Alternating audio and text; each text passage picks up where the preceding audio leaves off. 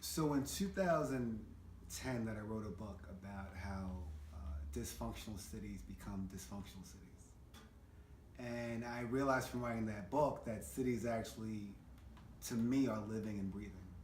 If you treat them right, that they grow, and if you don't treat them right, that they falter. If you look at a Detroit, if you look at a Baltimore, if you look at a Newark in Jersey, that those cities didn't happen by accident. So the reason why this piece is so meaningful to me is that Mount Vernon is at a crossroads. If we do the right things, Mount Vernon will be a better city. There's so many strengths here in Mount Vernon in terms of its transportation, in terms of its people, in terms of its diversity. It's a crying shame looking at the misgovernance coming from City Hall, because that's the only weakness here in Mount Vernon. However, that misgovernance could lead to a worse city for all of us. There's all types of stories that you hear about of owners walking away from their properties on the south side because the tax burden is so high, the values aren't there, that owners are saying they would rather walk away than try to hold on to their house. If we don't correct this tide, that little anecdote could actually become much more of a torrent here in Mount Vernon. So for my piece, it was meant to be as a call to action to homeowners here in Mount Vernon and citizens here in Mount Vernon, saying, listen, this is our city. It doesn't matter what happens at City Hall. We have to stand up and make sure that the city is doing the right thing, because we own the city, not City Hall. At the end of the piece, there's a online petition that I'm asking residents, homeowners, taxpayers, citizens to sign on to if they care about the misgovernance that's happening here in Mount Vernon. Last year I did a TEDx talk talking about how gentrification in essence saved New York City. And I realized this conversation may make me somewhat unpopular with some folk here in Mount Vernon. My mother-in-law was born and raised here in Mount Vernon, lived in the projects on the south side in the 50s. There's this notion of Mount Vernon being a quaint, middle-class black community that in the 50s, 60s, and 70s that it was. However, today, for Mount Vernon to move in the 21st century, it needs development, it needs gentrification. The reason why we know that is gentrification, development, and our tax base are connected. Again, getting back to our peer group, if you look at the gentrification and development that's happened in New Rochelle recently in the past 10 years, it's allowed those homeowners to have more services, better restaurants, better streets, without higher taxes. There's no way we can break that truth here in Mount Vernon. If there's more that we want from our city, which we all do, the only way we can get that is through higher taxes. The only way to get that is through development and gentrification. That the question is not if we should have development or if we should have gentrification. It's what type of gentrification and development should we have. Obviously that Mount Vernon needs to be true to the people who are from Mount Vernon, nothing wrong with that. But if you go through the south side, if you go up and down Fulton Avenue, that there are so many vacant spaces and vacant lots, that there's room to bring on and bring in more people without anyone having to be displaced. So gentrification, if it's managed correctly, can be a good thing. What's most painful about being here in Mount Vernon for me and owning here in Mount Vernon and having been here for 15 years is Mount Vernon should be the jewel of Lower Westchester.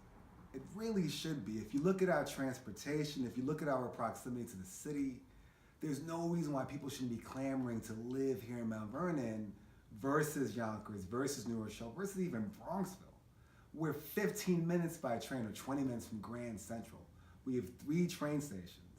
We have Latinos and Italians and whites and blacks and Caribbeans all living in a diverse community here in Mount Vernon. However, our strengths don't shine because of A, the misgovernance that's happening here in Mount Vernon, and B, that the fear of getting into the 21st century.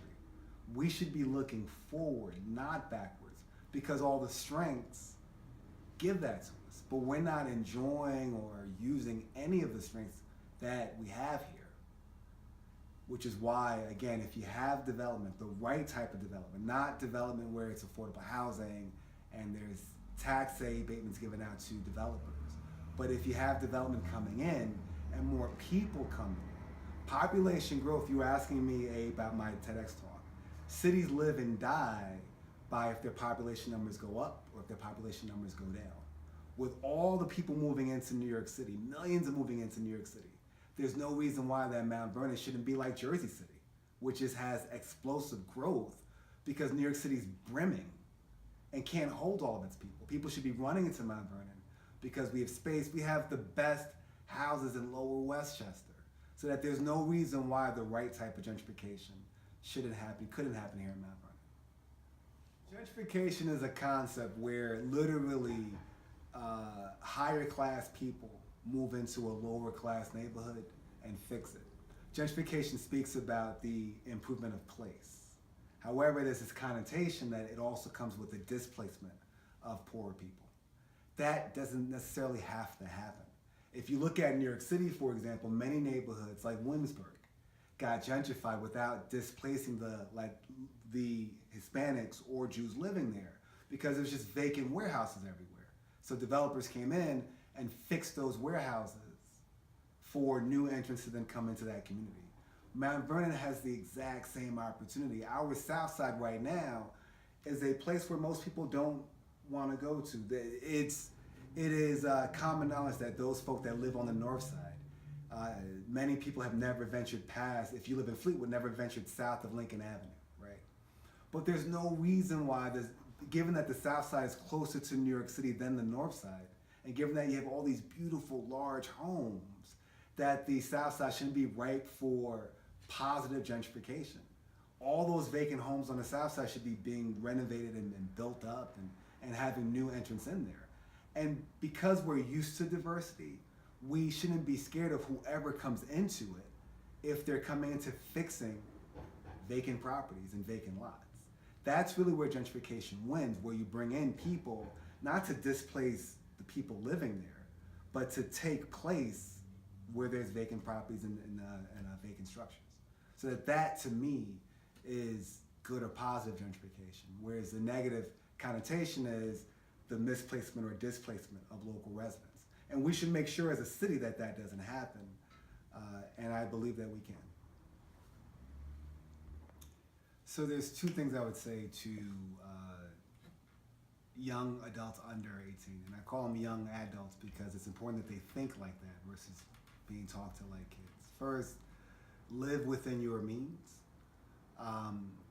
Realize money is a tool, and you can use that tool to help yourself and make yourself a better person, to plan for your future, or you can use that tool to help Apple, to help Gap, or to help any number of people like Nike that don't have your best interest at heart.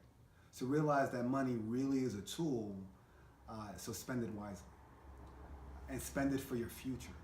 Because when you do that, money becomes very powerful to you when you plan for your future and use money to make your future better, not when you spend it on items or things today. Secondly, to the young adults, realize that this is your city too. So if you're 17, 18, 19 years old, you have a chance to vote this June. It's not in September this year, it's in June of this year. We realized what happened in 16 when young adults didn't come and vote. We have the guy with the orange hair in the White House now. So here in your city, own your city. Take possession of your city and do the right thing and make sure that this June that you come out and vote in this